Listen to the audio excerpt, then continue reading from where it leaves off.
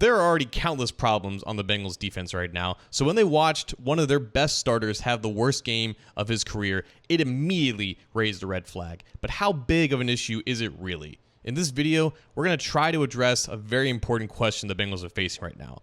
What the hell is going on with Cam Taylor-Britt?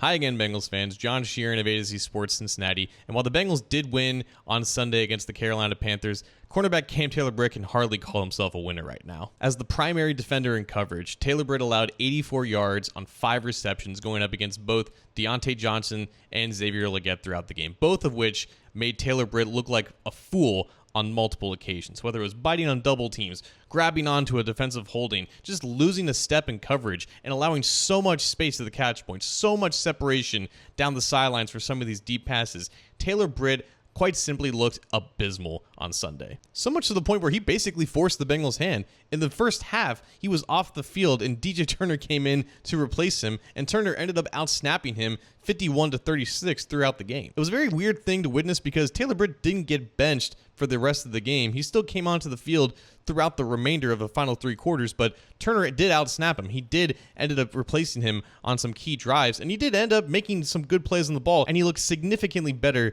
than Taylor-Britt in comparison. But the fact that there was a rotation going on at cornerback in the 4th week of the regular season against a passing offense that, quite frankly, is not going to be the most fiercest opponent that they face this year, it was kind of jarring to see. And this is especially concerning considering who defensive coordinator Lou Anarumo is and what he's been on record for saying. This is a guy who does not, under any circumstances, like to rotate defensive backs. He doesn't want to just give younger guys snaps and reps for the sake of getting them reps in very important games. But it really did get so bad to the point where they just had to see what DJ Turner provided. And honestly, he looked all right out there. But the circumstances could not be more concerning because entering the season, Cam Taylor-Britt was your rock at cornerback. He's 24 years old. He's entering the prime of his career. He cannot have games like this to the point where you just need to see what your first cornerback off the bench can provide. Admittedly, it has kind of been a weird month for Taylor-Britt. He's been in the news for things that have nothing to do with what he's done on the field. It has more to do with him just making comments that he probably shouldn't in the locker room leading up to these games. But he didn't say anything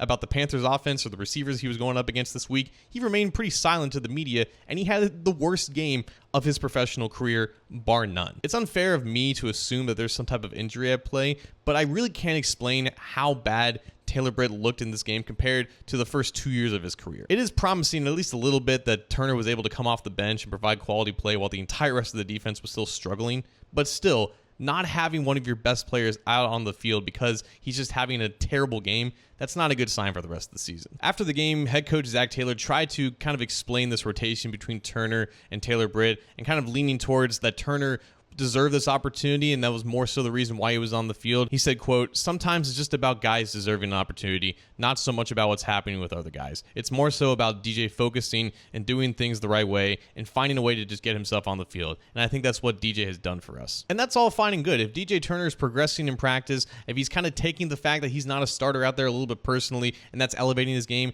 that's great. The Bengals defense needs all the help that it can possibly get, but it cannot be coupled with the fact that your stable cornerback, the one guy that you had the most confidence in entering this season, is having an absolutely terrible game on top of it. At some point, Taylor-Britt just has to figure this out, or he's going to be benched for Turner. I don't think a rotation throughout the year is sustainable. And the fact that this performance itself is kind of an anomaly in Taylor-Britt's career, I do think he will be able to bounce back, but this was just very bizarre to see and not a good sign for the Bengals defense going forward.